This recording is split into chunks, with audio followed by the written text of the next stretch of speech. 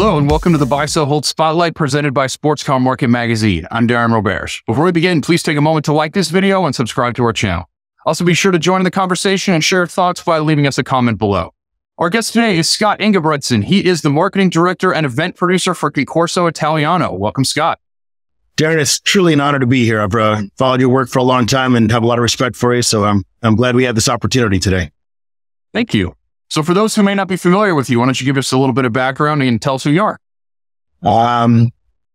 As you said, I'm the marketing director for Concorso Italiano. I joined the company in 2009 when Tom McDowell took over the company. I've been a car guy, just on the fringes as a kid growing up, playing with matchboxes, all that kind of stuff. And but when I joined Concorso, it was fun to just dive headfirst into the really cool Italian car culture. And grow with that. It's been a great experience. We have a great team. I have a good time working with Concorso Italiano. With the pandemic, we lost our event producer, Samantha. She got another job because we had to lay people off. And so Tom said, hey, can you take on this role as well?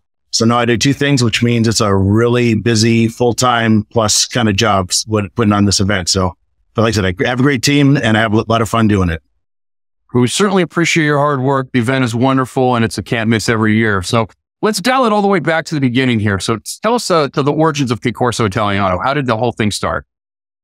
It's a really fun story. Frank Mandarano, he's a great guy. I have built a good relationship with him. He was the president of the Maserati Club.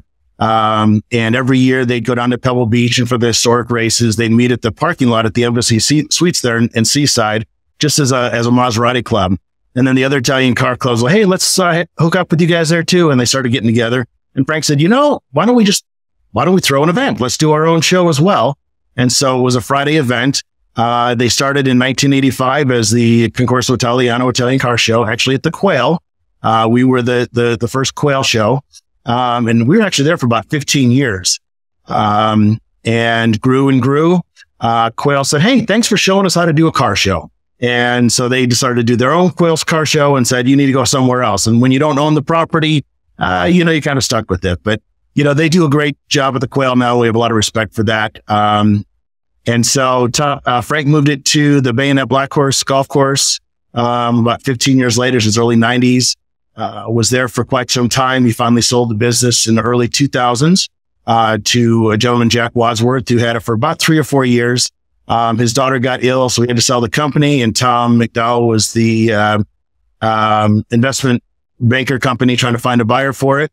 This was 2008 when the economy was not so good and there weren't a lot of buyers for things like this. So Tom decided to buy it himself.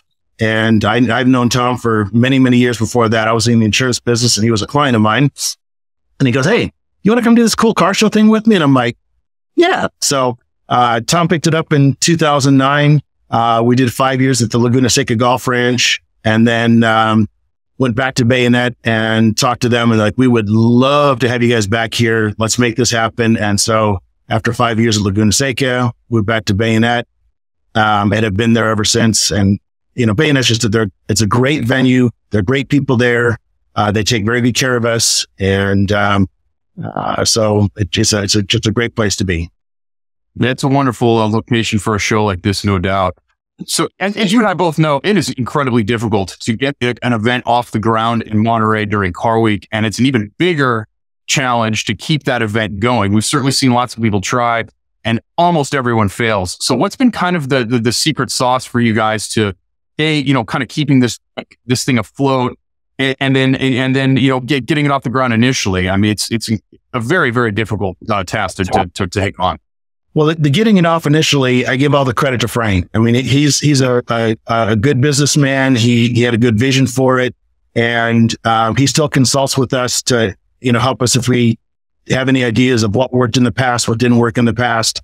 And we're very fortunate because we're really a club-oriented event. We're a car show, right? And so the car clubs, they're the ones who are promoting us to their members and bringing the car owners to and the beauty of what sets us out is that we are an open show. So if you have an Italian car, you just need to register and show up. We're not doing selective invitations where it's got to be a specific curated cars or anything like that.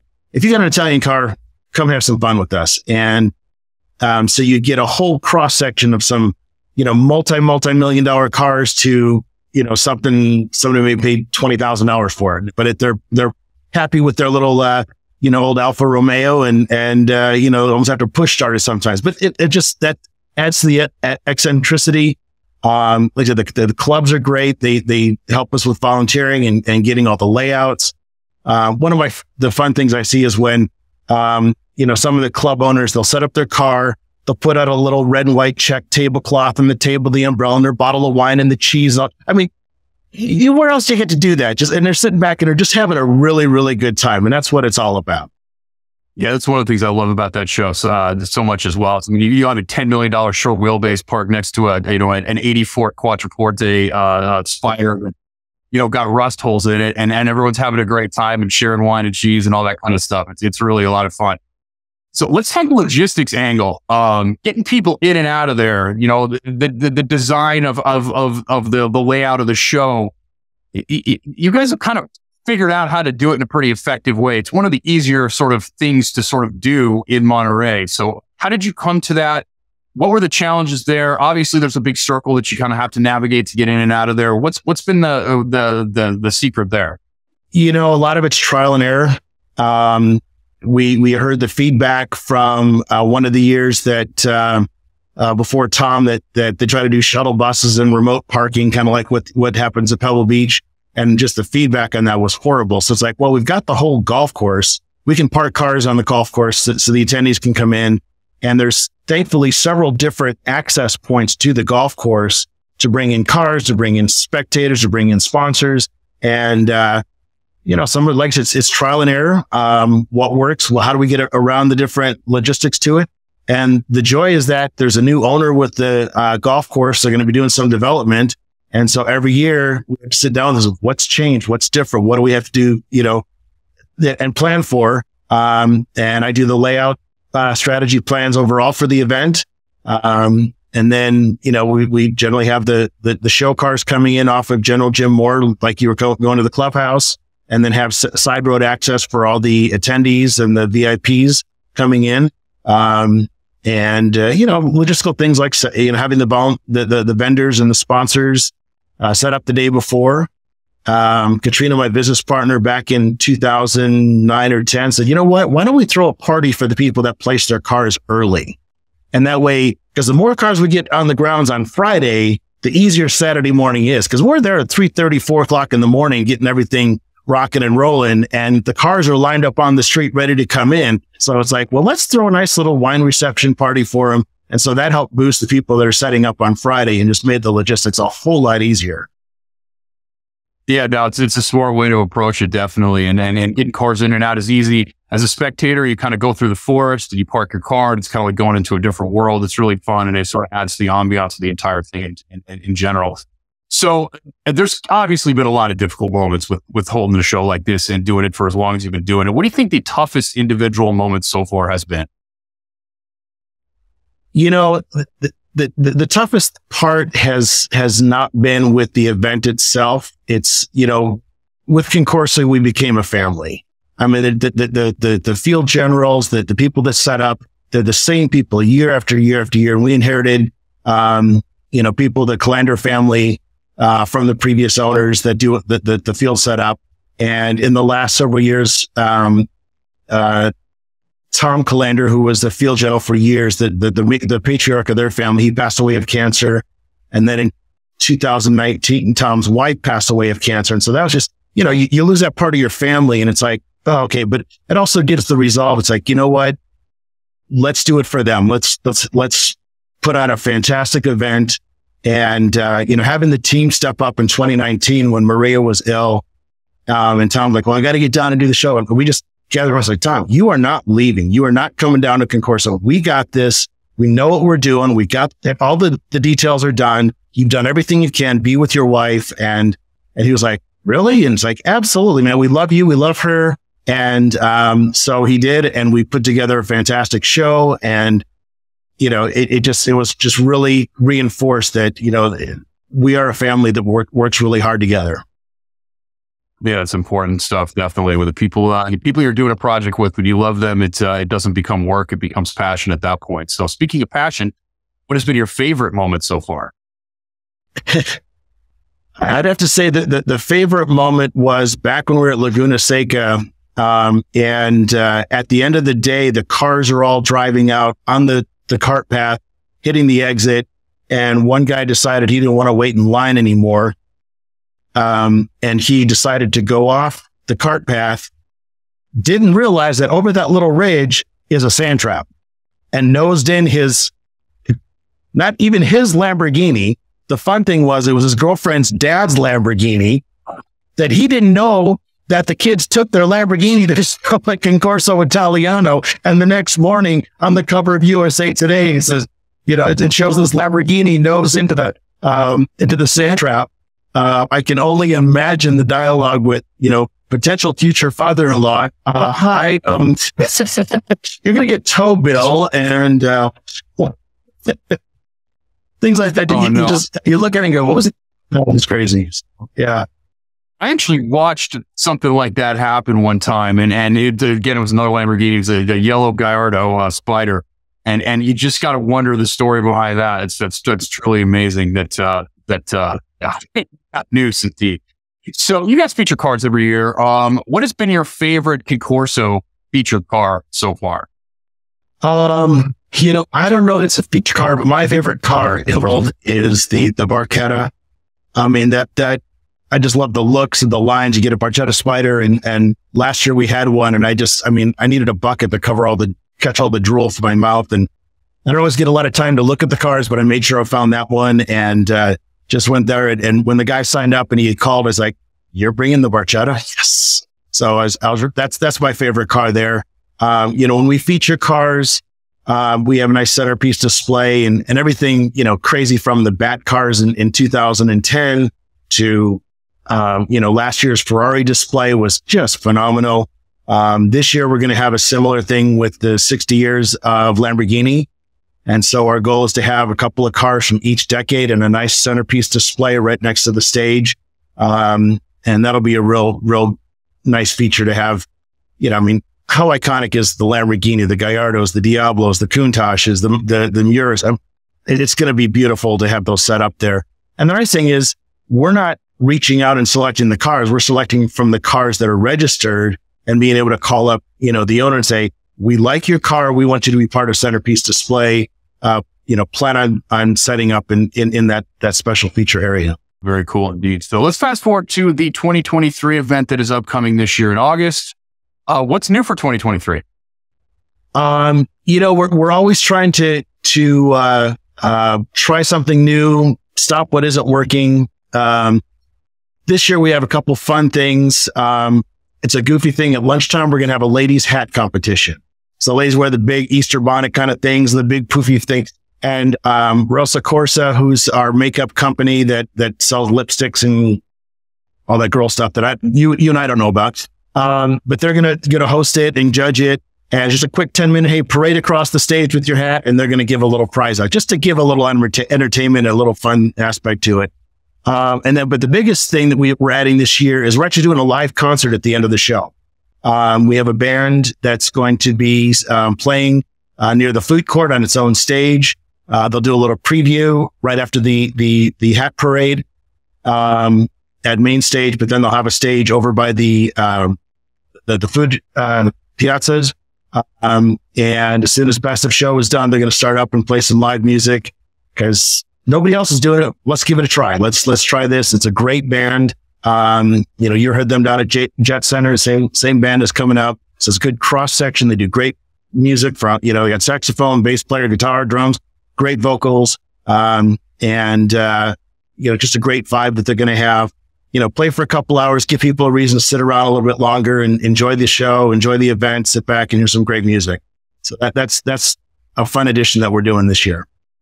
That'll definitely add to the fun, loose party atmosphere that Concorso has become known for sure.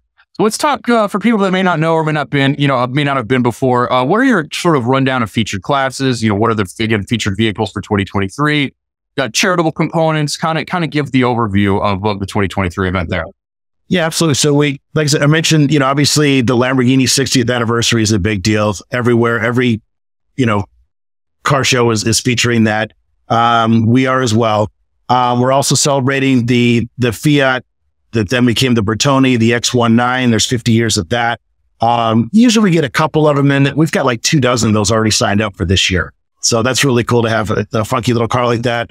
The Maserati Muric is also at 50 years. So we're celebrating that. The Lancia Appia is at 70 years. So we're going to be featuring that. The Quattroporte Maserati is a 60th anniversary. And I just had this long talk with Tom about the other one is actually the Citroën SM. And you go, wait, that's a French car. Well, if you know the history, which Darren, I know you know these history things really well. The French company was bought by Maserati, used the Maserati engine for the SM. And so now qualifies as an Italian car per our criteria. And so we're just going to have a nice little feature of something that's a little funky and different. So those are the feature cars. And like I said, we'll have a centerpiece display of the Lamborghinis.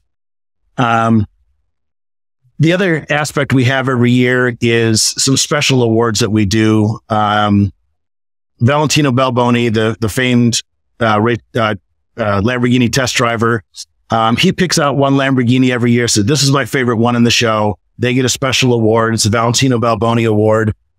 He'll sign the car somewhere for the owner. They get a trophy. Last year was really cool because it was actually the Classic K process that was all fixed up last year. And so I got calls from all these different people. Oh my gosh, that car was the Valentino award. I got to find out the owner. And it was really, really cool to see that. And then also, the Adolfo Orsi, who was the son of the last private owners of Maserati. He judges what we call the Doug Manion Preservation Award. It's not really preservation, but it's cars that are driven, that are still in great shape, that have mostly as much original as possible. So he does a nice award with that. And then of course we have our, every year we do the La Bella Macchina, our Hall of Fame award. We have a couple people coming this year that I can't announce yet, but past winners have been everything from Maurizio Corbi last year, who was the head designer of Pininfarina. We've had Jay Leno, we've had Stephen Winkleman, we've had Valentino, we've had Horatio Pagani, Barry McGuire, Carol Shelby. I mean, so we get some real nice people that come in that are really have had a great impact on the car world, specifically the Italian car world. So that's always a nice feature that we do. And, we give them an award and it's always great to hear from them.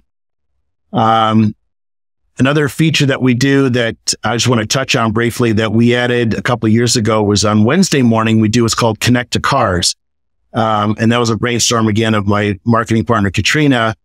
We bring in icons of the car world. We have a morning show speaker format kind of breakfast at the clubhouse. Audience participation is welcome. They're interviewed, get their history. It's a real intimate thing, maximum 100 people, 50 cars. And then afterwards, they do a nice scenic drive across the Monterey County.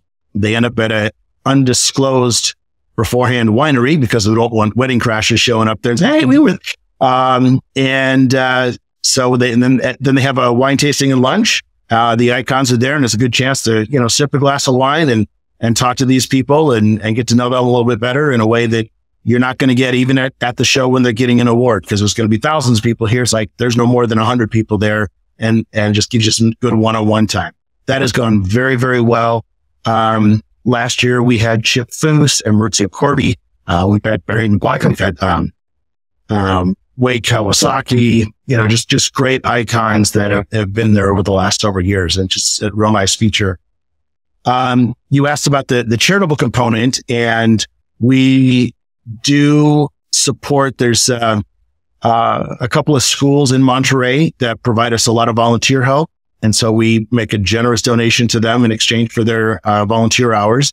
And it's a great partnership with the San Carlos School and the Pacific Grove Club that helps us keep things cleaned up. So it's a great partnership.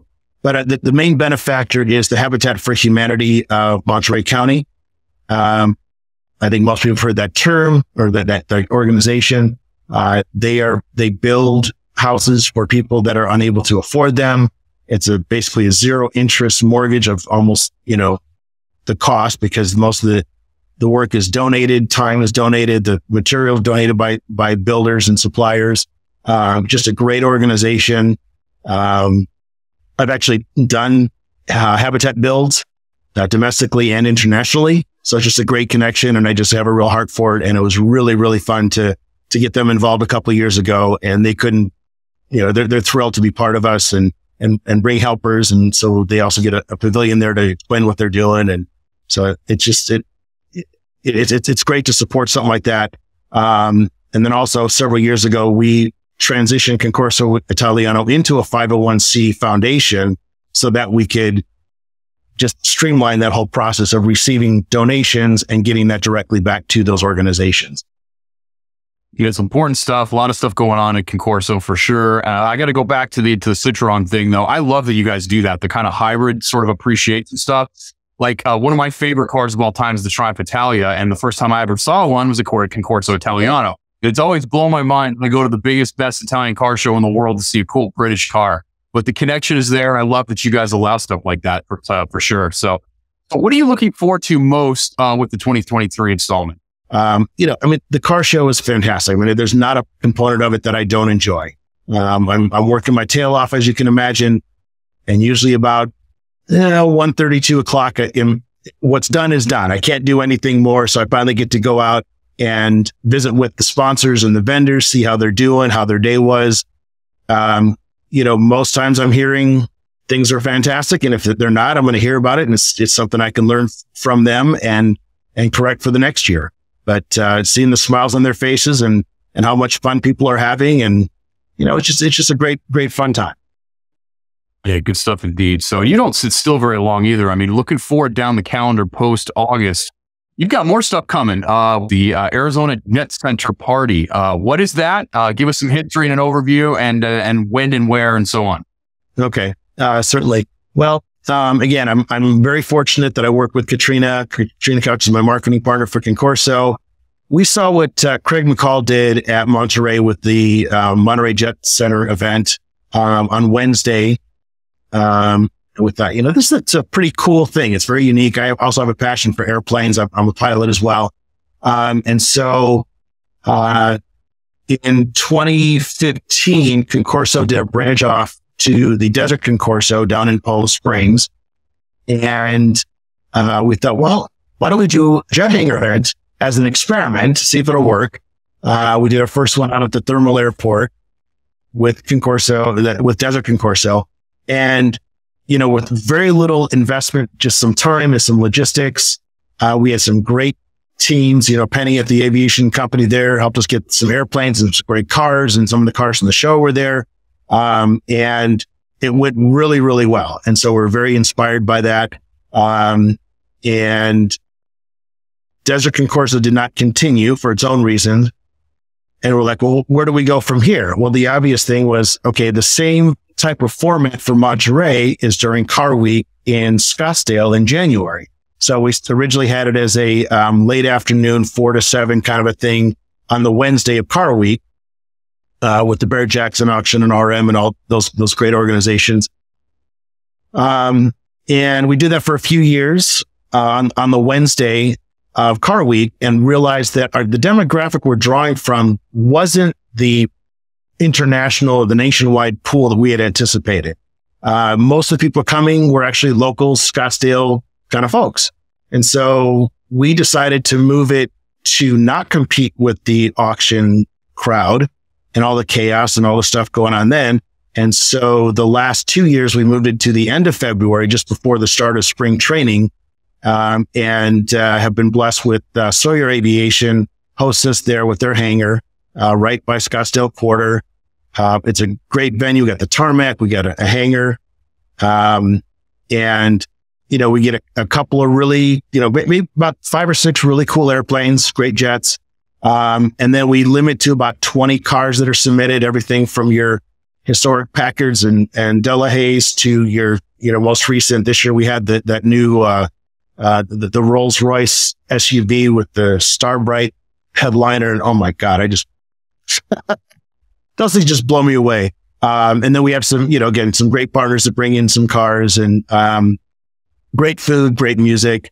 And it's all, again, the Jet Center Foundation is a 501c. So we're supporting local charities. We've done, support for national charities. And what we found, and this is nothing against them at all, they do, the big galas and will raise $4 and $10 million in a night. So a little, jet show with 500 people where we, give them, the net is, $20,000 per charity. That's not a big incentive for them. And so we found that some local charities, smaller ones that don't have the staff to put on big events, it works really well. And so we partnered up with the Lost Our Home Pet Rescue in Tempe. They do great work. They'll take any pet off the street, any people experiencing trauma, stress, hospitalization, whatever they need. They got a heart for the animals and take good care of them. And then we also support the Angel Flight West. And again, being a pilot, there's a passion for me with that, because what Angel Flight will do is take anybody that needs air transportation to treatment or to a doctor, obviously not emergency type things, but sometimes the specialty treatment that someone needs is in another state. And there's a volunteer pilot that says, hey, jump in my 172 or my Pilates or whatever, and I'll get you there and back. And it's all gratis. And so our funds help support the logistics for them to do that and get that communication out. And that worked really well because Sawyer Aviation is our host. A lot of their business is the organ transplant transportation. And so there's many times where I've got an appointment with the president of Sawyer and it's like, oh, I'm sorry, he had to go to Oklahoma City to pick up a liver.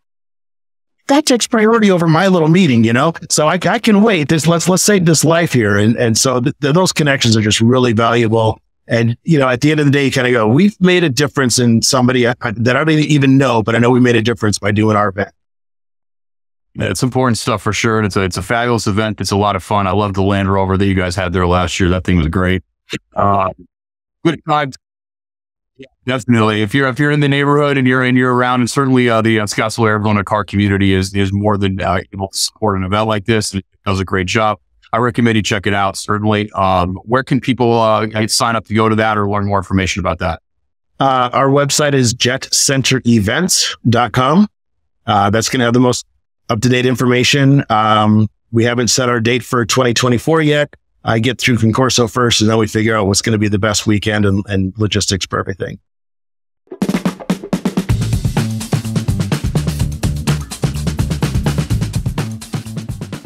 Okay, Scott, you spend a lot of time and a lot of energy doing car events and being around cool cars. So why don't you give us one car to buy, one car to sell, and one car to hold in today's marketplace? My buy recommendation would be the Di Tommaso Pantera. You got the Ghia styling, the Ford powertrain reliability. It's still Italian. You can modify and modernize them, and they're still going to hold value. There's a lot of value still to grow with them as far as the price points. It's still at a place where one can access them. So my recommendation is a Di Tommaso Pantera. Yeah, and then honestly, there's a lot of different entry points on that car too. If you think about the different eras that are involved there, and comparatively speaking, you look at other cars that are from the same era that are sort of similar, maybe a Ghibli or a Daytona, something along those lines. You're talking 350-ish all the way up to 700 plus, something like that. You can get in and out of a Di Tommaso Pantera for what, 80 to 120, somewhere in that general area. I agree. That's a really fantastic value. So what are we selling? The car I would sell right now would be, the Alfa Romeo Series 3 Spider. There's a lot of them out there. It's not going to grow in value. You're just better off, with the wear and tear and the age of that car. There's not a lot of room for it to improve, and you're better off, utilizing your money for other investments. And what are we going to hold? The hold, I would say, would be the Lamborghini Diablo. They've got, again, the value there. It's going to continue to go up. It's destined to follow the value appreciation like the Countach did. All the hand-built supercar era stuff that Lamborghini did, especially this year being 60th anniversary of Lamborghini. There's more buzz about them. There's going to be more demand for them over the time. You got a great tried and true naturally aspirated V12 engine. It's a great iconic car that if you got it, hold on to it. Yeah, I agree. And honestly, I mean, for a lot of people, that's the last real Lamborghini. I mean, you still have all the insanity and all the danger involved of what a Lamborghini should be, but it's a little bit at least more refined, but not to the level that the German influenced Lamborghinis have become. So I agree. I think that car is on an upward trajectory in a major way. Any final thoughts? I just want to thank you for allowing me to come on the show here and talk about this. Like I said, I've had a lot of respect for what you've done for years. And, my final thoughts are, I feel really blessed. The team with Concorso, it's a great family. It's a great team. Everyone from the volunteers, the logistics people, the golf course, and the people I work with every day with Concorso. It's really a treat. I've been in other businesses. I've had other jobs, but this is I just love what I do. And you get up in the morning kind of going, what do I get to do today? That's just a fun thing to do. And yeah, there's times where it's stressful and crazy and, but what job isn't? I'd rather have fun at a job and go through that stuff with people that I care about. And I know that they got my back and we can put on a really fun show that people appreciate. I welcome people to come. Concorso.com is how to reach us for tickets, registration, sponsorships, vendors, we need all that stuff. We got to pay the bills. The pandemic was not fun to us. We, come out of the pandemic and it was like, well, labor costs went up and this cost went up. And we're like, okay, well, somehow we still got to pay the bills, and we do. So, just appreciate everybody's support. It's a great experience. If you're going to be a vendor or a sponsor, you look at the demographics who come to Concorso, they're opening up their wallets and making a lot of good things happen. So it's good stuff indeed. It's a fabulous event. Can't miss in Monterey for sure. It's one I attend every single year. So we covered a lot here. So let's one more time give the rundown of all the places that people can go to learn more. Okay. Concorso Italiano is concorso.com, concorso.com. And then for the Arizona Jet Center event is jetcenterevents.com. All our contact stuff is on those websites. Good stuff indeed. I would like to thank Scott Ingebretson for joining us today. To learn more about anything that we discussed here, be sure to pick up the latest issue of Sports Car Market Magazine by visiting the link in the video description down below. As a reminder, if you enjoyed this content, please take a moment to like this video and share, and don't forget to subscribe and hit the bell icon to stay on top of future episodes. I'm Darren Roberge, and thank you for joining us on the Buy Sell Hold Spotlight.